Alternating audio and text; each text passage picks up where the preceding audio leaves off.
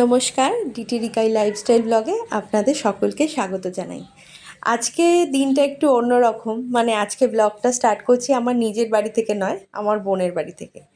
আজ রুবাইয়ের জন্মদিন, তাই বিক্রম ওর জন্য একটা সারপ্রাইজ বার্থডে পার্টি অ্যারেঞ্জ করেছে। আমাদের সকলকে ইনভাইট করেছে, কিন্তু রুবাইকেই জানায়নি। তো সন্ধেবেলা যখন আমরা সবাই মিলে ওর বাড়িতে হাজির, ও তো একদম আনন্দে আটখানা। আর উপরি পাওনা হচ্ছে আমার মেয়ে, যাকে পেলে ও সব থেকে বেশি আনন্দিত হয়। যাই হোক, তখন ঘড়িতে সন্ধে 7টা, সাড়ে 7টা। আমরা মোটামুটি সবাই পৌঁছে গেছি।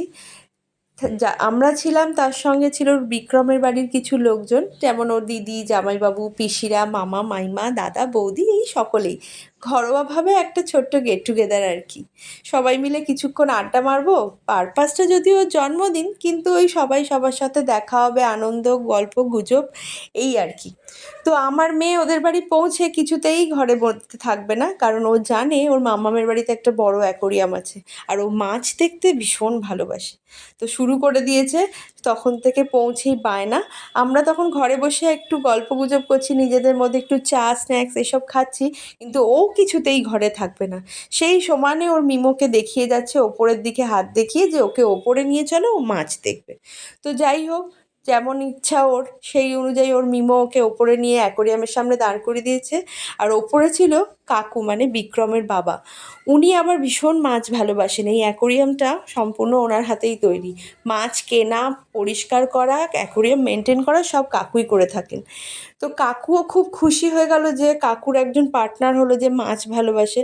তো কাকুও ওকে কোলে নিয়ে ঘুরিয়ে ঘুরিয়ে মাছ দেখাচ্ছে, চেনাচ্ছে, কালার বোঝাচ্ছে। আর ও মন দিয়ে সেগুলো শুনছে এবং হাঁ করে সেই মাছগুলোর দিকে তাকিয়ে আছে। তো ওর দাদাইয়ের সঙ্গে এখানে বসে বসে মাছ দেখছে। আমরাও উপরে পৌঁছে গেছি। পরে যখন এলামই, তখন ওদের ঠাকুর ঘরটা আপনাদের একবার দেখাই। দেখুন কি সুন্দর পরিষ্কার পরিচ্ছন্ন করে ওরা সাজিয়ে রেখেছে। গোপাল আছে, জগন্নাথ মহাপ্রভু আছে, আরও অন্যান্য দেবদেবী ছিল। তো ওপরে আমরা সবাই মিলে চলে এসেছি, কারণ এখানে কেক কাটিং হবে এখন, তাই। কিন্তু কেক টেক এখনও রেডি হয়নি, সাজানো হবে, তারপরে তো কাটিং হবে।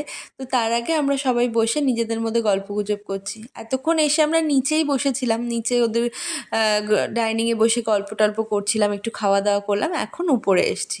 আর আমার মেয়েকে দেখুন, চারিদিকে এত জিনিস দেখে কোনটা ও নেবে আর কোনটা ভাঙবে সেই প্ল্যানিং করছে বোধহয়। এই যে আস্তে আস্তে আরও যারা বাকি ছিল তারাও আসছে, রুবাইকে গিফট দিচ্ছে। আর এদিকে আমার মা, আমার শাশুড়ি মা, কাকু, এদের মধ্যে গল্প বেশ জমে উঠেছে। এখন মেনলি বোধহয় গাছ নিয়ে গল্প করছে, যে গাছ কিভাবে ভালো গ্রো করবে, এই বর্ষাকালে কিভাবে পাতাগুলো সবুজ থাকবে, এই সব আর কি। এই করতে করতেই বিক্রম কেক টেক নিয়ে হাজির। ও কেক টেক সাজাচ্ছে কাটিং হবে বলে।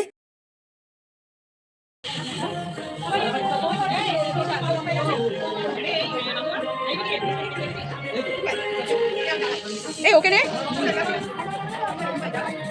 এই ভাই ওকে নে, তুই টেবিলটা একটু এগিয়ে নে।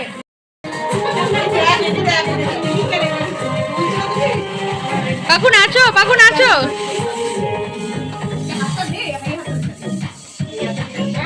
দেখুন কেক কাটিং হচ্ছে, কিন্তু আমার মেয়ে সেদিকে কোনো নজর নেই। ওকে ওর মাম্মাম ডাকছে যে আয় হাতটা দে, আমি তোকে ধরে কেক কাটবো, কিন্তু ও সেই মিউজিকের তালে তালে নেচেই যাচ্ছে। এই যে কেক কেটে এবার সবাইকে একটু একটু করে খাইয়ে দিচ্ছে। এই আমার মেয়েকে কেক খাইয়েছে, ও আর ওখান থেকে নড়বে না, কারণ ও কেক খেতে ভীষণ ভালোবাসে। ও বারবার ওটা খেতে চাইবে। ও এবার আস্তে আস্তে একে একে বিক্রম, কাকু, কাকিমা, আমার মা এবং আরও যারা অন্যরা ছিল প্রত্যেককে কেটে কেটে খাইয়ে দিচ্ছে। এবার কাকিমা রুবাইকে কেক কেটে খাইয়ে দিল, বিক্রম খাইয়ে দিল। এই পরপর চলছে আর কি। আর আমার মেয়ে সবার পেছনে পেছনে ঘুরছে যে কে ওর মুখে একটুখানি কেক দেবে। ওর মাম্মাম কেক কাটিংয়ের পর ওকে একটু দিয়েছিল, কিন্তু তাও ও বারবার খাওয়ার জন্য এইসব খাবার ভীষণ বায়না করে। জেনারেলি আমি ওকে এগুলো দিই না, কিন্তু সবার সঙ্গে যখন থাকে তখন আর বারণ করা যায় না। যাই হোক, সবার ছবি তুলতে তুলতে অ্যাট লাস্ট আমি কেকটা খেলাম, ও আমাকে খাইয়ে দিল। তারপরে বড় পিসি ওকে খাইয়ে দিল। আর অ্যাট লাস্ট এসে ওর জামাইবাবু সুযোগ পেয়েছে একটু শালিকে কেক খাইয়ে দেওয়ার জন্য, তো দুজন দুজনকে ওরা কেক খাইয়ে দিল। আর এদিকে এই দেখুন, কাকু ওকে কেক দিয়ে যাচ্ছে আর ও খেয়ে যাচ্ছে। তো কেক টেক কাটার পর্ব শেষ। এদিকে তখন বিক্রম আর পঙ্কজ ঘরে বসে একটু গল্প করছে, আর আমরা ওদিকে সবাই বেরোবো বলে তাড়াহুড়ো করছিলাম যে এবার খাওয়া দাওয়া করতে হবে। তো নিচে এসে এবার আমরা সবাই খাওয়া দাওয়া স্টার্ট করলাম। সবার একসাথে হবে না বলে সবাই তাড়াতাড়ি করে হাতে হাতে নিয়েই খাওয়া স্টার্ট করে দিয়েছিলাম। এই যে সবাই লুচি খাচ্ছে আর আমার মেয়ে কি আর বাদ যায়? ও একটা গরম লুচি চেয়ে বসলো আর ওকে ওর ঠাম্মি ওই লুচিটা বসে বসে একটু একটু করে খাওয়াচ্ছে।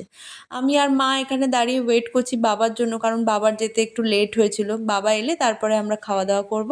এই যে তখন প্রায় ঘড়িতে 11টা, আমরাও খাওয়া দাওয়া স্টার্ট করে দিয়েছি, তারপরে বেরোবো।